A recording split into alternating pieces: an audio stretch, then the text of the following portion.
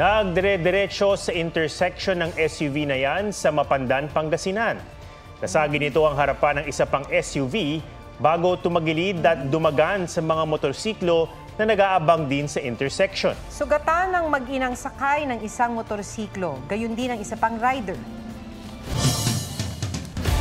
Aktibo umano ang kampo ni dating Pangulong Rodrigo Duterte sa planong destabilization laban kay Pangulong Bongbong Marcos. Ayon yan kay dating Senador Antonio Trillanes. Malapit na raw kasing ilabas ng International Criminal Court o ICC ang arrest warrant laban sa dating Pangulo at iba pang sangkot sa war on drugs. Narito po ang aking report.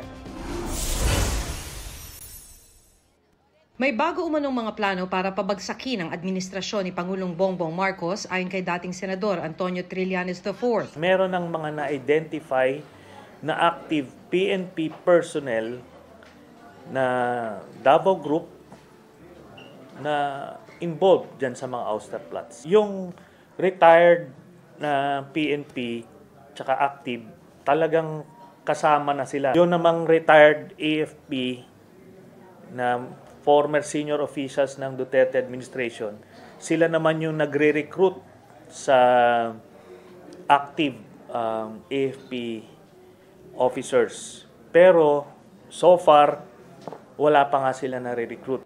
Ang nasa likod daw nito ang kampo ni dating Pangulong Rodrigo Duterte. Pagka napatalsik nila si President Marcos, iuupo nila si Sara Duterte. Sabi pa ni Trillanes, bahagi ng ouster plot ang investigasyon ng Senado tungkol sa umano'y PIDEA leaks na nag-uugnay kay Pangulong Marcos sa droga. Pero hindi raw niya sinasabing bahagi si Senator Bato de la Rosa ng ouster plot. Pero sabi ni de la Rosa, "This is my mandate. Kailangan gawin ko. Otherwise, I will be remiss of my duties kung hindi ako mag-conduct na investigation." Nobody dictated me. Nobody. Not even President Duterte. Sabi ng PNP, wala silang namomonitor na destabilization plot sa kanilang hanay. Panawagan nila kay Trillanes, "Please spare the PNP.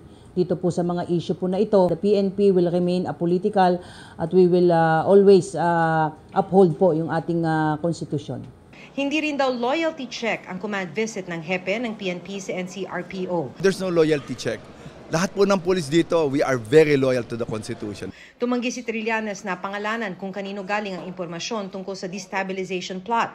Pero anya may kinalaman ito sa napipintong paglabas ng International Criminal Court o ICC ng warrant of arrest kay Duterte kaugnay ng war on drugs. In-expect natin ito mga June at kung mag-spill over man to July. At this will come in batches. The first batch, si Duterte. The second batch, baka sina Bongo, Bato, at si Vice President Sara Duterte. Go ahead, make my day, Mr. Trillanes. Kahit sumama ka pa, mag-serve ng warrant. Sumama ka, ikaw mismo magpusa sa akin. Sabi ng dating tagapagsalita ni Duterte na si Attorney Harry Roque, wala nang saysayang anumang arrest warrant dahil hindi na miyembro ang Pilipinas ng ICC. Sinusubukan pa naming makuhanan ng pahayag ang mag-amang Duterte at si Senator Bongo. Dati nang sinabi ng ICC sa GMA Integrated News na di sila magkokomento sa operational matters kaugnay sa mga isinasagawang investigasyon. Humarap sa pagdinig ng Senado ang veteran actress na si Maricel Soriano at mariin niyang itinanggi na may alam siya sa umano'y confidential na mga dokumento ng PIDEA. Unang-una po, hindi ko alam tungkol sa mga dokumento. Wala po akong alam. May property ka ba sa Rockwell? Opo. Hanggang 2012 po, nabenta ko na ho yun. Wala na ako doon. Located at Rockwell. Ipinatawag si Soriano para bigyang linaw ang mga aligasyon ng dating PIDEA agent na si Jonathan Morales na nakapirma sa dokumento at nakakuha ng impormasyon mula sa isang informant noong 2012. Dati nang itinanggi ng PIDEA na may ganitong dokumento. Ginisa rin sa pagdinig si Morales. Kunestyon ni Senator Jinggoy Estrada ang pagdadawit niya sa ilang personalidad. Pero hindi na raw maalala ni Morales ang pangalan ng informant niya. Nauna nang tinawanan ni Pangulong Marcos ang pagkakadawit ng kanyang pangalan sa umano'y mga PIDEA documents.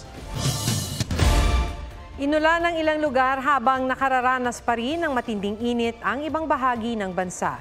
The worst is over na nga ba sa El Nino? May report si Mariz Umali. Oh my God! Kusog kayong ulan! Sinabayan ng malakas na hangin ang pagbuhos ng ulan sa Carmen, Cotabato. Madam! Ala! Ala! Nasira tuloy ang ilang tolda at nabasa ang mga paninda. Ayan, nasira na ang aming pesto! Pabugso-bugso rin ang ulan sa Coronadal City. Pero sa Dilasag, Aurora, nakapanggigitata pa rin ang init na sinabayan pa ng brownout. Kaya napilitang magklase sa ilalim ng mga puno ang ilang estudyante. Sa Aglipay, Quirino, hindi na maani ang mga natutuyong tanim na mais at saging. Sa Mangaldan, Pangasinan, below normal na ang water level ng ilang ilog. Di na nga umaagos ang Old Mangaldan River. At kung meron mang tubig, nangangamoy at nangingitim na. Ayon sa Pag-asa, kahit may mga pag-ulan na sa ilang lugar, posible pa rin ang mataas na heat index sa ilang lugar sa mga susunod na araw hanggat hindi pa tag-ulan. Pero the worst is over ng araw dahil di na raw ito kasing tindi ng init noong Abril. Sa ngayon, makakaranas pa rin tayo ng mga areas na matataas ang discomfort level, hindi na nga lang ganong karaming mga area. Pero sa ikalawang bahagi ng Mayo, thunderstorms ang dapat paghandaan.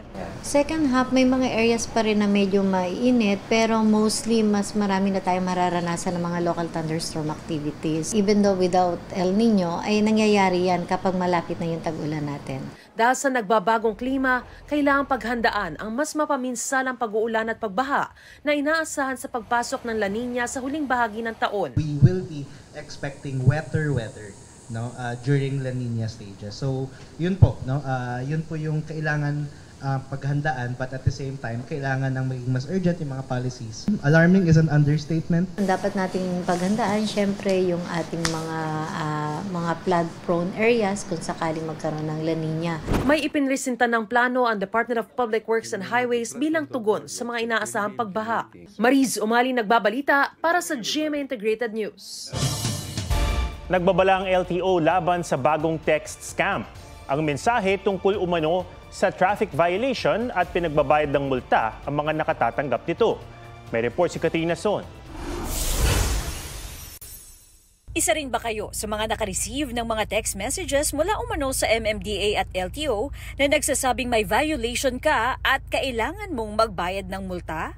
Ang co-convener ng Scamwatch Pilipinas na si Art Samaniego nakatanggap ng text na overdue na umano ang multa niya sa isang traffic violation. Kasama sa mensahe ang isang link na kailangan i-click para makapagbayad umano. Pag pinuntahan mo siya, sasabihin niya sa'yo 3 days na yung violation mo. Kailangan mong bayaran at magbibigay sila ng mga fake na payment platform. Matapos i-click ang link, agad daw lalabas ang website ng LTO. Ngunit nang i-double check niya, peke ang website. Hihingan ka raw ng plaka ng iyong sasakyan. Saka raw lalabas ang iyong violation at ang payment page. Pag pinasok mo yung e-wallet details mo, dito na nila makukuha o mananakaw yung e-wallet access mo. Ito po ay isang scam.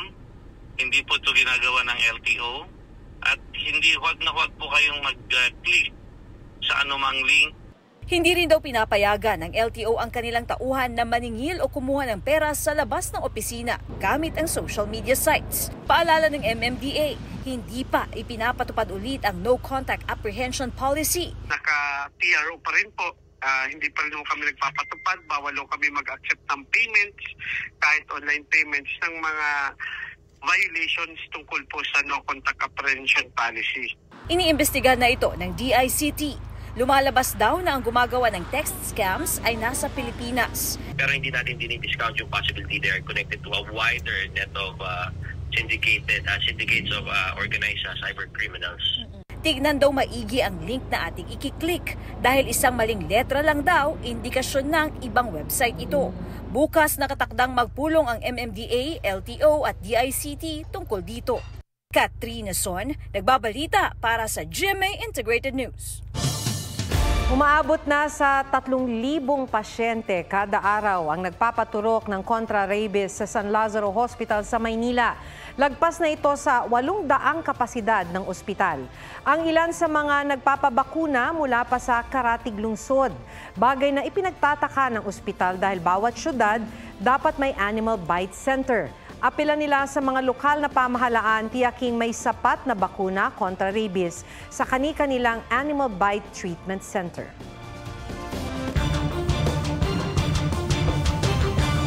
Nahuli ka ang mga rambulan ng 2 grupo ng kabataan sa Cebu City.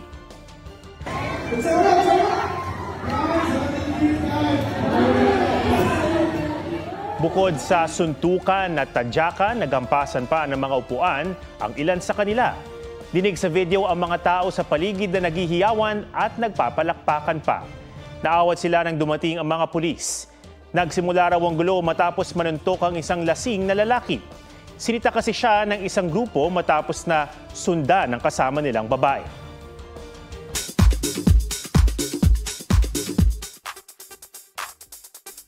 Ilang Hollywood at K-pop celebrities rumampa sa taunang Met Gala sa Amerika.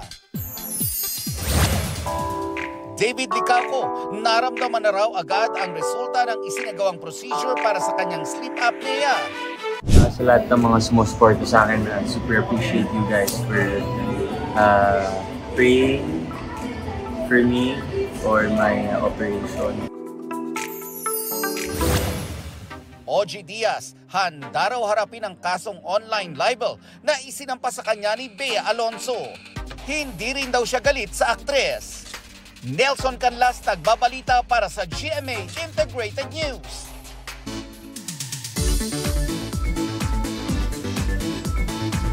Mini Palawan daw sa gandang isang bahagi ng Samal Island dahil sa rock formations at malinaw na tubig.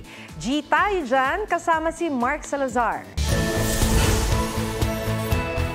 Mula sa tubig na kasing asul ng langit, hanggang sa magagandang rock formations ang natatagong hiyas ng Samal Island sa Davao. Na-check sa mga turista. Chill kayo, makawala sa stress.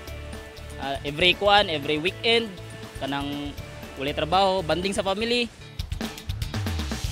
Itong si Ray Mark hindi natiis tumalon sa crystal clear na tubig. Dagan kasi ang mga spot, tas hinlo ang dagat ba niya.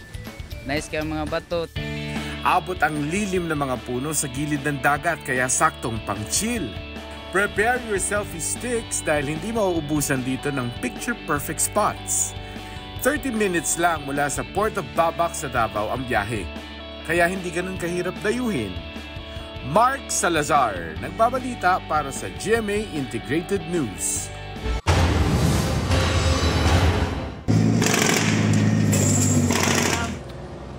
Yan ang paglusob ng mga tangke ng Israeli military matapos nilang agawin ang kontrol sa Rafah border crossing. Kasunod yan ng buong gabing pag-atake nila na ikinasawi ng mahigit 50 Palestinian. Ang Rafah border crossing ay isa sa 200 daanan ng mga ayuda para sa mga Palestinian at labasan ng mga nasugatan at nagkasakit sa gyera. Ngayong sarado na ang 2 lusutan, nangangamba ang United Nations kung paanong makakapasok ang tulong sa Gaza.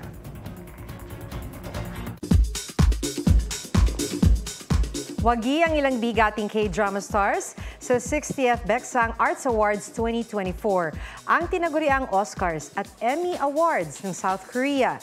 Ang action series na Moving ang nanalo ng Daesang o ang Grand Prize Award. Best Drama ang series na My Dearest, kung saan wagi rin bilang Best Actor for a Series ang bida nitong si Nam Gung Min. Si Lee Han-hee ng Night Flower ang Best Actress. Habang kinilalang Best New Actor and Best Actress for Film naman, sina Lee Do-yoon at Kim Go-yoon para sa Exhuma. Nakuha naman ni Kim Soo-yoon at An Yoo-jin ng IVE ang Popularity Award.